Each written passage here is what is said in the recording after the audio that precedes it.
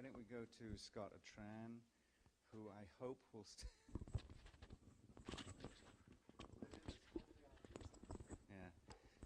just to read again from Jonathan Glover, who this is a piece from The Guardian where he said, "The West and Islam must acknowledge the truths in both their stories. Dialogue is the only way to end the cycle of violence." So that's part of what we're trying to do today, the Come Let Us Reason Together.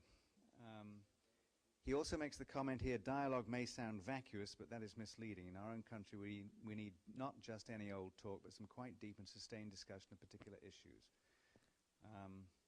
Different systems of belief on each side and the different narratives of recent history, and I would add that neuroscience as well. Scott Atran is... Oh, go ahead. What? They got the wrong thing up. Research Director of the National Center for Scientific Research in Paris.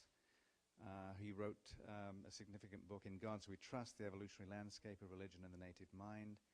And has a new book, he has a new book called The Native Mind, Cognition and Culture in Human Knowledge of Nature, right? And spends more time on planes between here and the White House and Islamic countries than anybody I know. So, Scott Atran. So the goal, my interest here is to give you a reality check about what terrorism is about.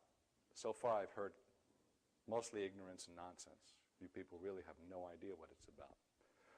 Most of you probably get it from news reports. News reports follow a power law distribution. That is, very few sources of information are responsible for almost all information in the world. And that information has an error rate of between 30 and 40%. If you look at Reuters or the New York Times or any of the recent articles, for example, on the Madrid trial, which came to a conclusion yesterday, you'll find the error rate is even greater. It's mostly nonsense. And my interest in science is to try to face what I think is the basic irrationality of humankind that's not going to go away, and try to use science to understand it and leverage it where we can to stop killing and to make breakthroughs in seemingly intractable conflicts.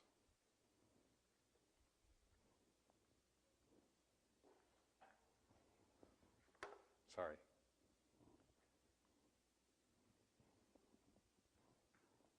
Does anybody know how this... God. There might be two of them up there.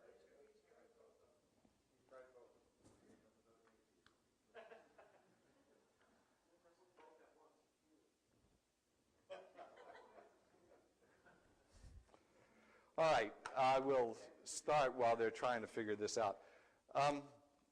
We've heard that religion, science, and philosophy may have roles to play in taming the demons and monsters within us, and that religion has done a particularly bad job. In fact, they've encouraged the demons and monsters within us. I think religion is basically a neutral vessel. It's done everything you can imagine and its contrary. And there's nothing intrinsic. Okay. And there's nothing intrinsic. There's nothing intrinsic about religion for the good or for the bad. Again, any function you can conceive of for religion, the contrary has also been true in human cultures. Today in the world, monks in Burma are defending freedom, as no one else is. And during the Rwanda crisis, when the United Nations completely backed out, and the United States was an abject coward, the only people to systematically save animists were Muslim clerics, who saved thousands, many thousands. So religion can do good things, and of course it can do horrible things.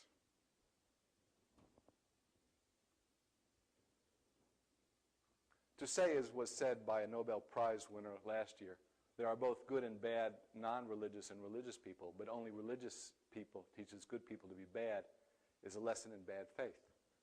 Religion can just as well teach bad people to be good. This, in fact, is the history of human redemption and interest in it. To picture the Twin Towers still standing with "what if there were no religion" as a moral call to action is politically ignorant. If you read bin Laden's justification for his war against the United States, he writes, "Even if God had not granted us the gift of Islam, our pagan ancestors would have refused the arrival of these red mules. He goes on in his 1996 fatwa to outline why in our jahiliyyah, in our pagan past, we would have had no choice but to fight the United States. Why not propose to government leaders from around the world that preaching God is dead would that help them resolve their deep-seated political conflicts today, now? Think about it. I proposed that to 30 ambassadors a couple of days ago, and the reaction was, why do you let this guy talk? It's not the denial of religion or God that's nuts. I do it all the time. I deny God, I deny religion, and I'm not nuts. It's the denial of the meaning of religion to human psychology and to human history. That's nuts. To believe it's going to go away and you're just going to argue it away through reason, that's nuts. But it's been tried before. Nietzsche and Nechayev were one of a wave in the 19th century of philosophers who tried to do it. I think the present exercise is frivolous. It's mostly an hysterical reaction to 9/11. I think previous attempts have been much more dangerous. In human history, it was only in the middle of the 19th century that large segments of humanity became aware, much to their general surprise and rather unpleasantly, that intricate and abstruse philosophies, the bastard childs of the Enlightenment, could directly influence their lives and kill them.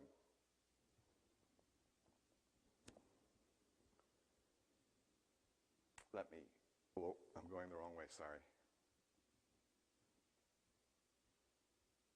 I don't think that scientists, even the very best of us, have any special insight into moral problems. To be a good scientist, you have to be telescoped on a particular problem. If you're not, you can't do science. Now, you can have broad views. That's not impossible. But in general, I don't see the scientists having much better moral intuitions than the baker on the corner street.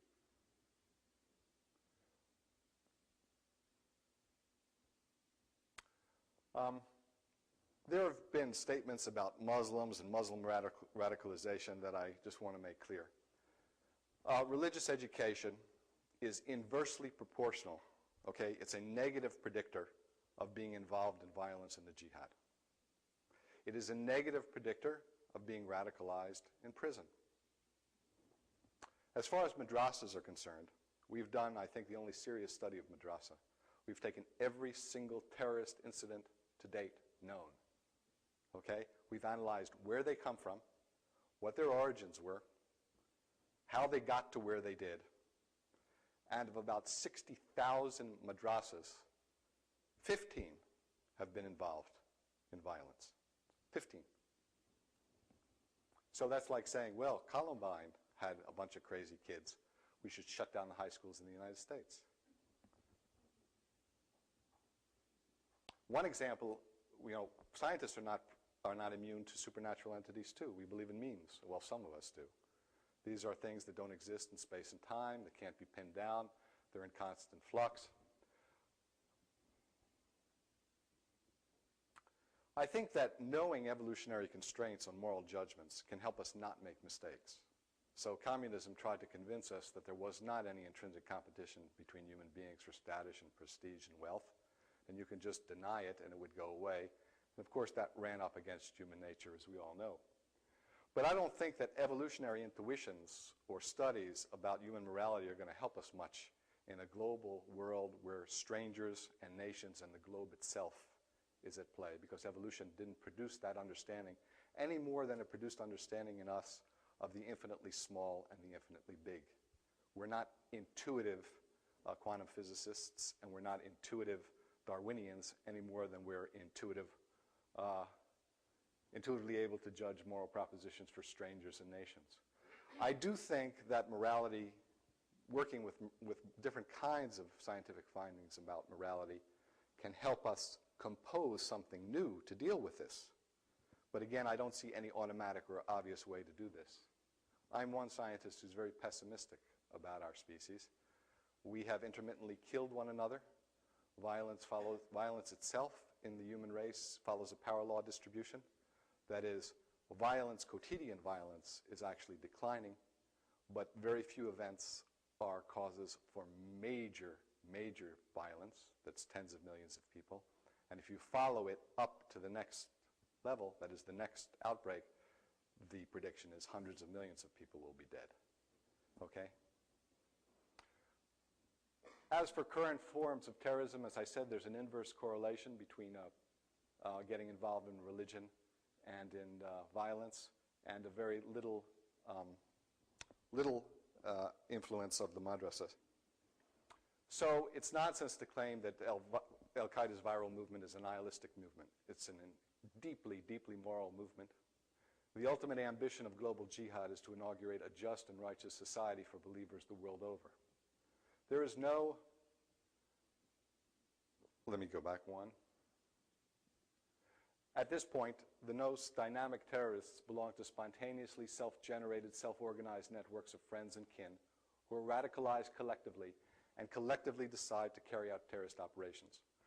There were some claims made, just as an aside, about the theories of evolution of religion. John Haidt and David Sloan Wilson argued, I think they even said the byproduct theory was the dominant theory, although there were only 3 of us 20 years ago who had it, and that it should be replaced by group selection. When I asked Jonathan, can you give me a single empirical example of group selection, he says, well, no, I can't, but maybe David can. So as God is my witness and Darren, I asked David, can you give me a single example? He says, well, we'll talk about it next time. David's not here to defend himself, but I don't think there's any evidence whatsoever that religion is an adaptation or has a group selection function. None, zero, not the slightest bit of empirical evidence. And I think from a theoretical point of view, my test case is suicide bombers. I mean, death's the ultimate behavioral variable. These guys die for their group. But I find nothing remotely resembling group selection involved in what they do. These are mostly young men who form groups of fictive kin and die for one another, die for their buddies, and dreams of glory, the way people in armies do, in elite units. There is no indoctrination in the jihad. There's never has been. There's been no recruitment of the jihad. People don't come out and say, will you be a jihadi? People don't brainwash jihadis. Not a single case. Well, there is a single case. They come knocking at the door, even in Al-Qaeda's heyday. They came knocking at the door to Afghanistan, and Al-Qaeda accepted 10 to 15%. There is no Al-Qaeda in Europe. There never has been an Al-Qaeda in Europe. There's no agent of bin Laden out there trying to get people to bomb things. Young men try to find their way to Waziristan or Iraq, usually through a relative, sometimes through 6 degrees with a piece of paper introducing one to the next. Sometimes they hook up with someone who had been in a training camp. Today they get about 3 weeks training if they get there, and that's less than 5% because Al-Qaeda is basically destroyed. Out of 1,000 of the core people who gave bayat to bin Laden, there are less than 100, and it's dwindling almost daily. They're all stuck in Waziristan, where the largest camp has 24 people. That's Mir Ali in northern Waziristan. And the 20 other camps are 6 people with 1 trainer apiece, and they're constantly fluid. That's it. That's the extent of Al-Qaeda. Okay? So it's not an existential threat against the United States. So you've got these young men. Even Mohammed Atta, we spent a lot of time with people in his group, families involved, the neighbors. They indoctrinated themselves. They holed up in an apartment for months on end, lived in a parallel universe, bought in 20 mattresses, and tried to imitate the life of the prophet. The neighbors told us the place stunk. And these are middle-class neighborhoods outside the technical university in the Hamburg suburb of Harburg. Then they thought, maybe we'll go to Chechnya. Well, maybe not. Maybe we'll go to Kosovo, but the Albanians didn't want them for anything. And they said, okay, we'll go to Afghanistan, in which time Khalid Sheikh Mohammed said, hey, boss, we got something here. And the plot was done fairly rapidly. That was the first wave. These were mostly intelligent students, engineers, doctors, or would-be engineers and doctors, but that's not the case anymore. There's no financing for Al-Qaeda. This was the most expensive operation, 9/11, cost $400,000. The next most expensive operation is Madrid and Bali, and that costs less than $50,000, and it's all entirely self-funded. But because there's no funds being given to these people, they're forced to ride piggyback on already existing clandestine networks. And these are usually criminal networks: drug, credit card fraud, car parts. This is describing what it is. I mean, people, I hear the headlines in the New York Times, oh, the crevice plot. This is the plot to blow up Heathrow Airport. Al-Qaeda has been caught. Al-Qaeda has been tried. The Al-Qaeda threat has been dampened for now. This is a joke. These guys went to Pakistan. One of them had a relative who knew somebody who had been to a camp someday. They figured out, they got themselves a trainer. They had to pay 3,500 euros to the trainer. They had to pay for the apartment. They had to pay for all their equipment, and then they went back. That's the biggest operation. The chief impetus for global jihad now comes from the US war in Iraq, not from madrasas. People go to Iraq to fight and die. That's not where the problem is. They don't come back to Europe. People go to Pakistan to train and come back. That's where the danger is today in the world. Foreign fighters in Iraq are a very small part of the insurgency, just as the Arabs were a very small part of the insurgency in Afghanistan. And there is very little indication of any serious plot hatched from people coming back from Iraq. There's no Al-Qaeda in the Maghreb. I can go on and all about this. This is a formal structure that the Moroccan intelligence gave us about how this Moroccan group is formed.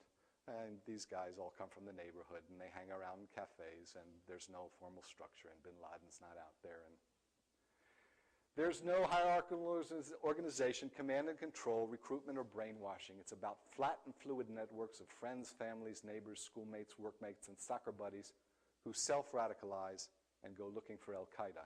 Increasingly in cyberspace, it is the internet that is giving them their greatest impetus to act today.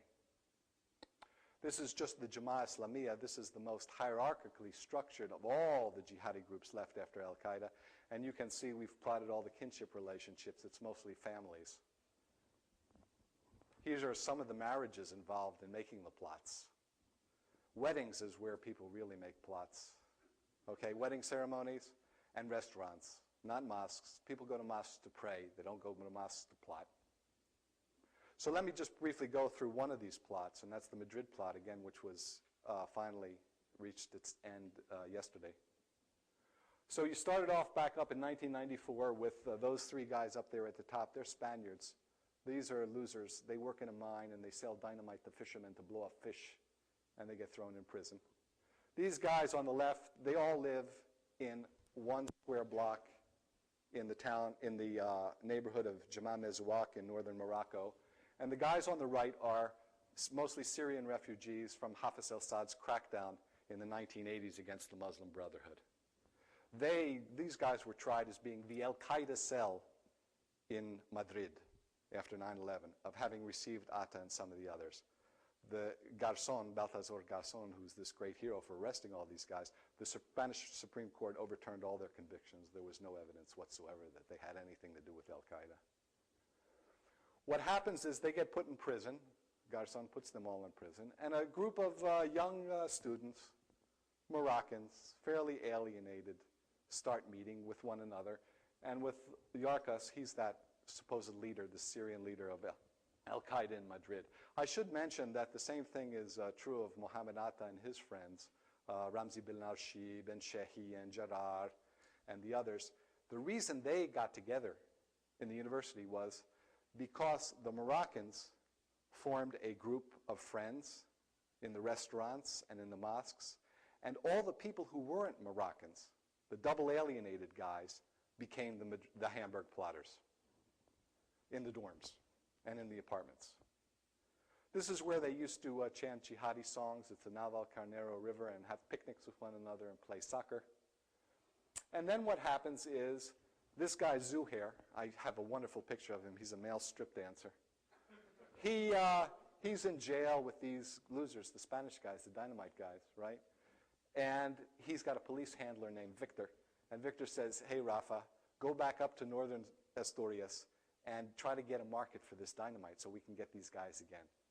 Well, Zuhair has a friend, Aglif, known as the Rabbit, who's hooked up with these drug guys from this northern Moroccan barrio. This guy, he's about this tall. He's about 4'10". He's the kind of guy, as his friends say, he looks you in the eye. He tells you, he's going to kill you no matter how big you are. You shit in your pants. He's just got out of prison for murder. These guys have been chanting about jihad for 2.5 years. Do nothing. We know that because the substitute imam at the mosque was a police informant, so we have almost daily reports of what they were doing. Jamal comes back on June 29th, 2003. One of his friends, the Ulad Akshas, link him to Serhani. Where are you, Serhani? There you are. Who is a substitute preacher at the Alonso Cano Mosque in central Madrid. Jamal is an out-of-control guy. He's an impulsive guy. Okay? He goes out and kills people. He runs drug rings. But he comes out thoroughly radicalized. He wants to kill Jews in Palestine. That's his big thing. When they ask him to belong to a Sufi organization in prison called Justice and Charity, which is against the king and quite religious, he says, no, I want something violent. He comes out, he meets up with Serhani, they bind like this. His wife Rosa tells us that he came home, he kissed her, they walked in the park, but within a month she didn't see him anymore. She's a Christian woman that he met when she was 14 years old. He's with Serhani all the time, and what happens is Serhani and his boys start hooking up with Ahmidan and his drug buddies from Tetuan, and this is where Ahmidan used to traffic drugs in the Lavapiés neighborhood in the Plaza de Cabasteros.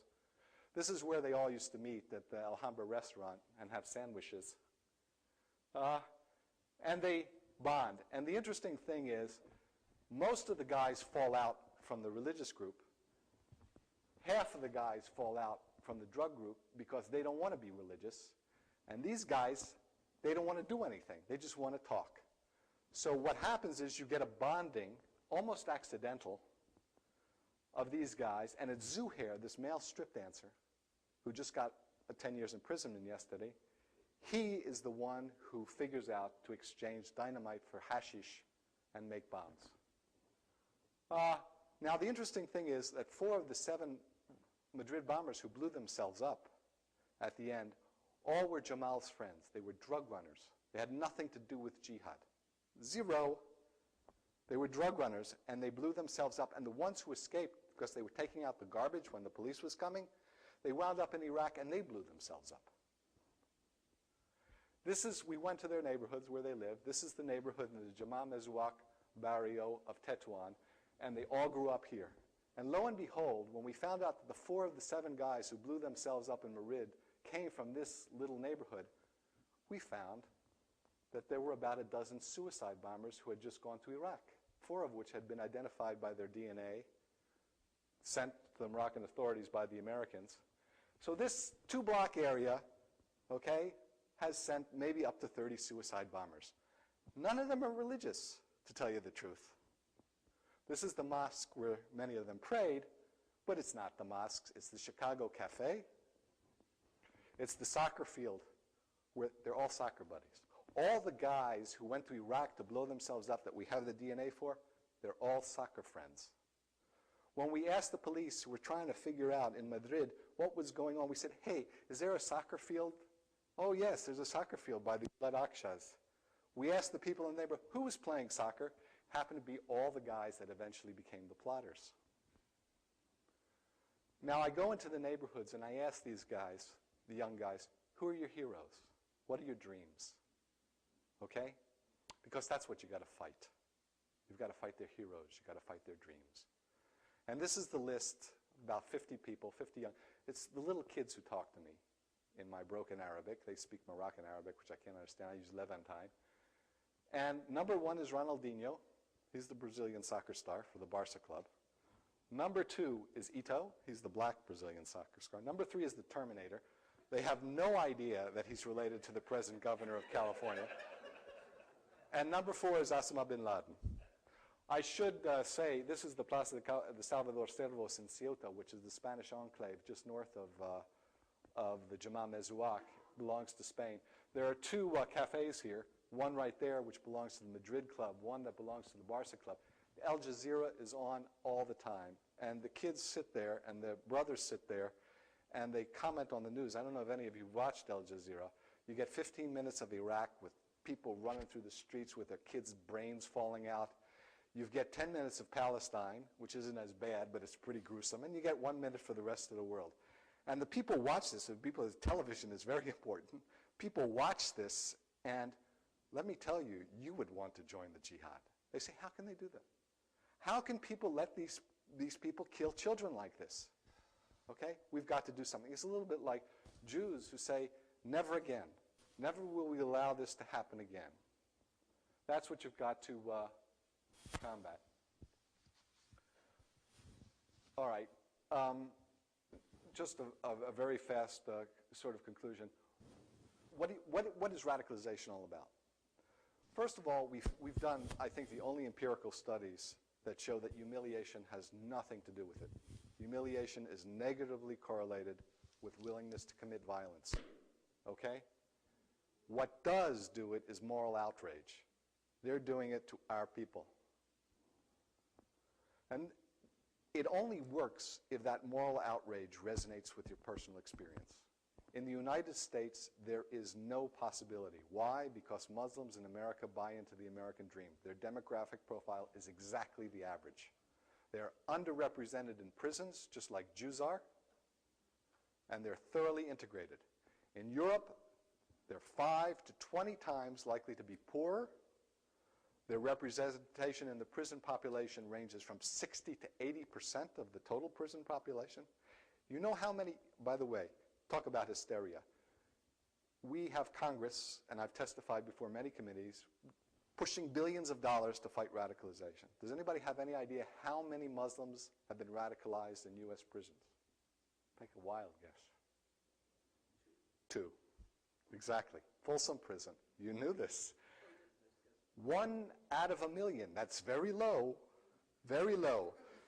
And these were 2 losers. One was a son of a Black Panther, and the other guy was a member of an LA gang, and they spent most of their time fighting to try to get the LA gang guy didn't want to take off his tattoos, and the other guy said, no, to assimilate in the population, you have to take off tattoos.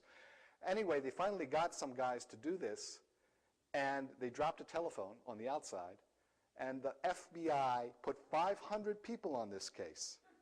500. They took the entire St. Louis FBI on these 2 losers. Now imagine that. As some guy in the White House told me, it's the golden age for drug traffickers, white-collar crime, and the mob. So what's the wrong thing to do? So the Quadrennial Defense Review of the United States Defense Department minimized U.S. costs in terms of lives and treasure while imposing unsustainable costs on the enemy. Well, jihadis don't respond to utilitarian cost-benefit analyses.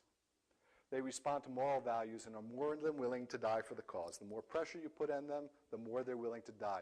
We have a couple of articles in the Proceeding of the National Academy of Sciences and in Science magazine in August with some empirical results on the role of these kinds of sacred values in conflict. This is an interview I did with the Emir of Jamaat Islamiyah, who basically tells you why people are willing to sacrifice themselves. We find non-rational thinking. There is no transitivity of preferences in their thinking. And you find weird kinds of things like, would you postpone a martyrdom operation to aid a sick father? Of course we would. Would you postpone a martyrdom operation to save your whole family from certain death, including the father? Of course not. Now, that doesn't make much rational sense, right? But it makes a lot of moral sense. Social welfare is not a solution. These guys get bored and they sit around and are more likely to surf the net and join jihad. Especially in the Middle East, don't attempt to discredit Salafi ideology. It's only going to backfire. And the only people who have actually seen get people away from suicide squads are Salafis. Stop trying to impose freedom and democracy. The values are justice and fairness. Now, they're not incompatible at all, but it is fairness and justice that plays the role in their societies as freedom and democracy does for us. And unless the two can resonate one another, I mean, making an election and having people put up their purple thumb is very much like the old English colonials who used to put wigs on people and throw them in courts in the middle of Africa and say, you have laws. Stop wasting millions of dollars studying the Quran. They know nothing about the Quran. Absolutely nothing. Okay? 90% of these guys are born again. 90%. They have no religious education. Their religious education consists of, there's a war in Islam, it's heroic to kill Americans. I mean, I'm in Borneo and Sulawesi, literally, tribes that were cannibals just 2 generations ago. All they want to do is fight Americans in Iraq. It's the most heroic thing in the world right now. Stop wasting hundreds of millions of dollars with widgets. That's what our Defense Department does. Great grants with physicists doing scale-free modeling, and it has absolutely no relationship to anything in the world. Stop a catch-all approach to radicalization. It's very context-sensitive. I gave you the case. Much more public transparency by law enforcement. The English are the worst, and it's not their fault. The English are the worst because there's a law that says there cannot be no discovery until after the trial. There can be no public vetting of information. So the community is locked out. You get arrests. The people are very suspicious. The authorities say, trust us, and then they blow away a Brazilian and say, oops, it's a mistake. We're much more successful in the United States. The NYPD is by far the best, okay, because they're scared to death there's going to be another attack, and if there's another attack, all money leaves Wall Street, and they're very serious. They got thousands of these guys on this. They reflect their ethnic community. They go into the ethnic community. They say, we don't want a problem. You don't want a problem. Let's work together. And they're all over the world. They're far and away better than the CIA and the FBI. The Turkish National Police, forget your images of Midnight Express. They're the best, okay? Their intelligence people are educated 4 to 8 years in the university. They got 150 of them here in the United States, Columbia, Harvard, Rutgers, and other kinds of place. And their way of doing it is, they come back from Afghanistan, let's give them presents for Ramadan, let's sit in the family, let's give them hospital care, let's talk. What to do? You got to deal with the structural problems of social alienation. If the police are intrusive and culturally alien, then the war on Islam will be more felt. Most important thing is things like the Boy Scouts. Remember I told you the greatest predictor, there are millions of people who support the jihad. The greatest predictor from going from support to violence has nothing to do with religion. It has to do whether you belong to a soccer club or not, or something like that. So Boy Scouts and football teams are going to be much more important, things like that, than studying the Quran. Provide, and this is the last slide, provide for alternate dreams and heroes that youth can connect to. Look at the new comic book series of Muslim superheroes, modeled on Marvel Comics, that's catching the attention of Muslim youth in Indonesia and now around the world. Science can be part of that dream, but it's got to be targeted to them. Faith in dreams and heroes, perhaps more than industry and power, gives impetus to lives and civilizations. I think their view is going nowhere, but they have the impetus. Thank you.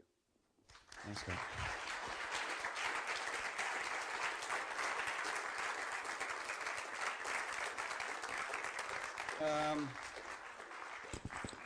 So despite all the signs and everything, we're way, way, way late. So 2 quick questions. We've got to go to a break, then we've got to come back and do some neuroscience. So this stuff is actually grounded in brains. 2 quick questions. Jerry Ostrom.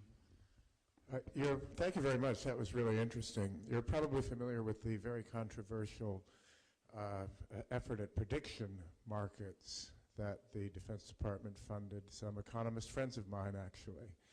Do you have a view on that, and do you have a comment on the Patriot Act? I'll start with Patriot Act. When the United States and the Soviet Union were at one another's necks, there were, estimates range, but there were tens of thousands of nuclear weapons that could have destroyed the United States and the Soviet Union and wiped out about 500 million people in 90 minutes. And actually what saved us from that was one person, his name is Vasily Arkhipov. During the Soviet missile crisis, the United States depth-charged Soviet sub. The Americans did not know that Khrushchev had given operational command of the release of nuclear missiles to the submarine commanders. If they voted unanimously, 2 voted to release nuclear torpedoes. Vasily vetoed it, and that's why we're all here today. That was a real existential threat. We could have all disappeared. This is not. These guys, in their wildest dreams, and let me tell you, they're pretty much incompetent losers. They sometimes get lucky. They could do a 1 kiloton fizzle bomb, which would kill about 200,000 people. That's a lot of people, but that's not an existential threat to society. The existential threat comes from the reaction, as it is today, to such an attack. 3 Algerians from Paris blow up a park bench with a nuclear bomb in New York City. Tehran, let me tell you, will be vaporized within 24 hours. That's what will happen, and that's what will be a great thing. The trouble is the Patriot Act, I don't think, has much relevance at all to who these guys are. I don't think it's doing anything except either scaring some people, namely civil libertarians, that this is out of control, or reassuring other people who can't understand this phenomena. You know, they say Al-Qaeda, Al-Qaeda, Al-Qaeda when there is no Al-Qaeda, okay, and that are psychologically helped by it. Okay, now for financial markets. You mean the Poindexter thing where they were going to bid? I think that's a fantastic idea. Fantastic idea. And I think it's crazy that it was dropped. I think they would have gotten the best from people who aren't familiar with the field, but they would have gotten the best they could have gotten. I mean, just like Wikipedia. They would have been mistakes, but it would have been fantastic. Yeah. Okay. Beatrice, do you have a microphone? Well, in that case, would you hang on for a second? 2 points. First, I completely agree with you that radicalization does not rely on religion per se, but I think to say that it doesn't also occur in mosques is naive and demonstrably untrue. There are many videotapes of imams passionately fomenting violence within a mosque setting, and I personally have as a patient an African-American Muslim who told me after 9/11 he began being ostracized from others at his mosque because he refused to listen and participate in fomenting of hatred against and violence toward America. The second point is I'm curious how you think football teams will help and why they would be different from soccer teams.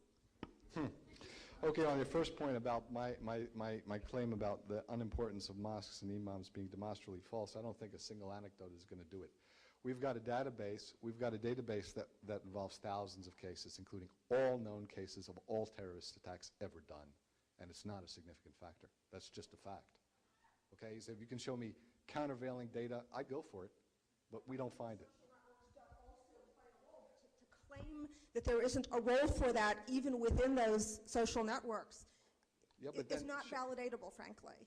What do you mean? Show me. If you believe that mosques are important, do mosque attendance. By the way, mosque attendance is also a negative predictor, but I'm not holding my breath. And as far as soccer teams go, it's not just soccer teams, right? It's the fact that all jihadi activities that we know of, there's never a case of a lone wolf, except very recently, some guys, high school guys, had bound up on the internet, and so one guy actually went out with a bomb, the first case we know of, but his buddies are in the chat rooms, right? But it's a group thing. It's usually 8 to 12 guys, because that's where your primary ties are against when you leave your family. You bound with buddies from 18 to 30 years old. After 30, it's geezerhood. And those ties that you make in your late teens and early 20s will drive you throughout your life. And those are the people you're going to die for, just as much as you would die for a family, even more during those particular years. Now, the only difference between people in general who do this and the guys who actually go out and blow themselves up or blow other people up is that one of them decides to do it and brings his buddies along. I mean, the Madrid guys, one guy was a candy salesman in the Jama Mezouak. His father told us he had nothing to do with religion, but he looked up to that little guy, you know, I said, he'd look at you and you'd shit in your pants. He took care of him. And so this guy says, we're going to blow ourselves up. He blew himself up. Okay? So if you can get groups, I mean, that's what the Boy Scouts were all about. That's what high school football was all about, to get people off the streets. You've got to get into their neighborhoods, into their cafes, into their restaurants, into their chat rooms, because that's where it all is. It ain't in the mosques, it ain't in the imams, and it sure ain't in the Quran.